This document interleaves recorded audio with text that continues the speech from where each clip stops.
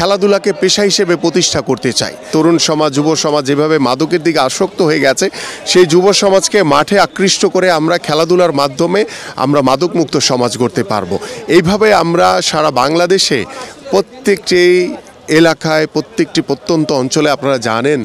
যে খেলার মাঠের অনেক অভাব, এবং আমরা ঢাকা মহানগরীতে প্রায় আমাদের 100টি ওয়ার্ড রয়েছে। প্রত্যেকটি ওয়ার্ডেই আমরা আগামীতে যদি আল্লাহ পাক আমাদেরকে সরকার গঠন করার সুযোগ দেয়, ইনশাআল্লাহ আমরা সেখানে প্রত্যেকটি ওয়ার্ডে সরকারিভাবে জায়গা অ্যাকোয়ার করে আমাদের প্রত্যেকটি এলাকার সন্তানদের জন্য আমরা খেলার মাঠ তৈরি করব, এবং সেখানে খেলার মাঠের পাশে ওয়াকওয়ে তৈরি করব, যাতে আমাদের বয়োজ্যেষ্ঠরা যাতে